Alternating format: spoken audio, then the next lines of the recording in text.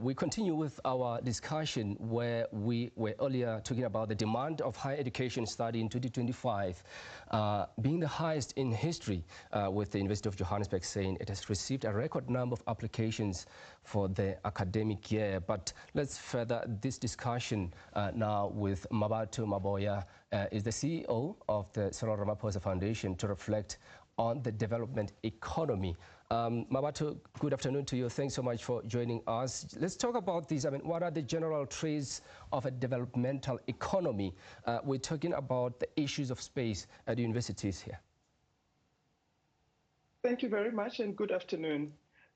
Generally, the traits of a developmental economy is one that allows participation, equitable participation in mainstream economy, where there is structural transformation that moves with the time to accommodate the what's changing, to make sure that there is economic growth, we are able to create jobs, and we can have a skilled workforce.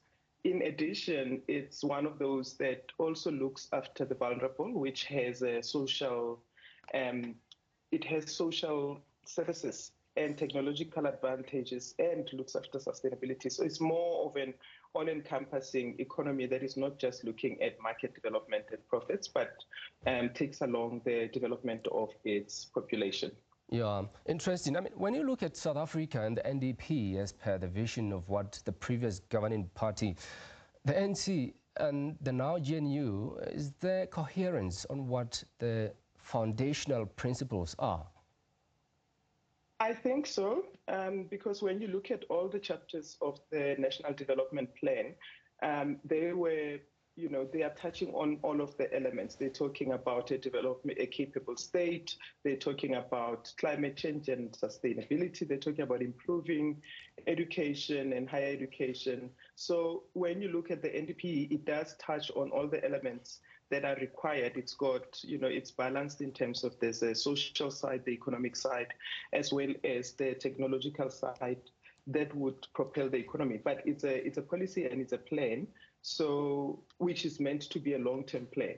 And I guess when you're looking at it, its results may not be immediate, although that we know that the Planning Commission did give us a review feedback in 2022 and proposed some adjustments within the NDP. Yeah, I mean, this is the country that's facing a crisis of available university space. Is this an opportunity to reconfigure how the economy envisioned the kind of labor force and skills it needs and wants? Or is it lacking in efficiency of applying how to create room for those seeking higher education?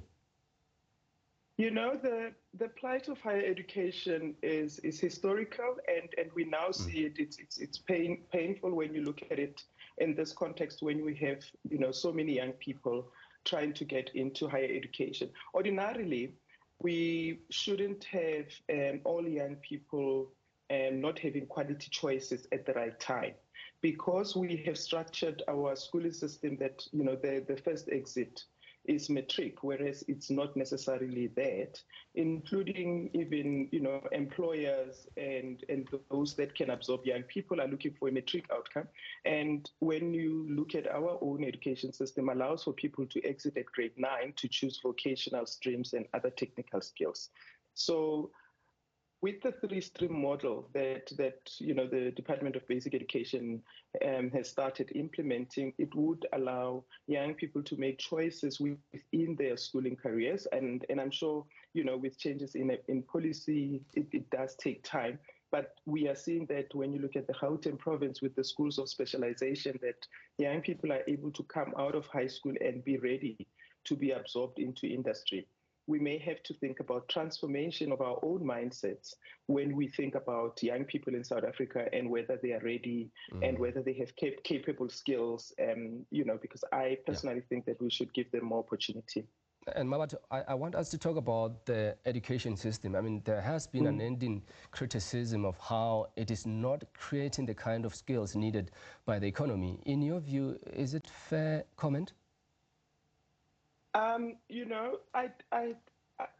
don't normally like to support that, because it actually puts us such that we don't have trust in the potential of our young people. if all of us want to believe that they come out of school not ready to participate in the economy, it automatically means that we won't give them an opportunity to even test the skills, because we are all saying that they come out not capable, and of which I don't think that is true. Because when you look at the learnerships and that are provided by the SETAs that take people straight from matric and train them while they're also in the workplace, we are able to see that young people can be absorbed in potential jobs, and some of them can go successfully into entrepreneurship.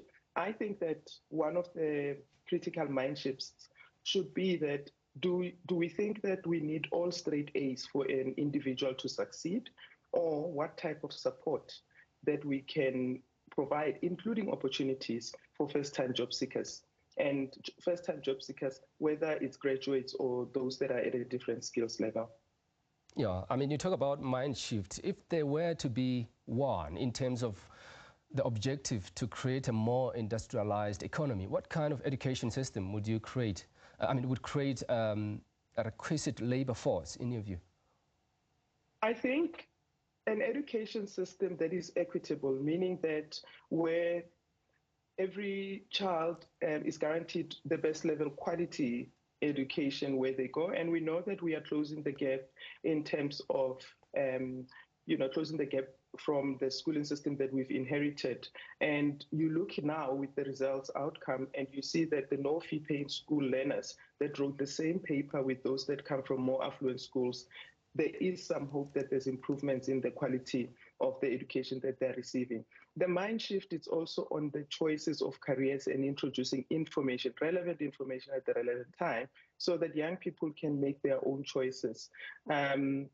We have looked at some of the career guidance interventions that we've done as the foundation, as Cyril Ramaphosa Foundation, is to also provide career guidance for parents, because parents are also having views around what they would like their children to be, but they may not be having views that are transformational and are moving with the times today. Yeah, and now, Mmabatho, that's an interesting point, but the future of work is evolving, isn't it? Especially post-COVID. Is South Africa pivoting enough, especially in line with its developmental goals? South Africa, it's, I would compare with the information that I have, that as a country, the policies have tried to put in some of the relevant aspects and the support that is needed to pivot post-COVID. One of the things is around the digital transformation. And one thing we know that there is coverage for access to digital technologies across the country. However, the affordability and its equitability is not really on the same path. So we have, policy-wise, we have pivoted. I think that all the social partners can contribute in helping us move along faster and to actually see the change to an ordinary individual.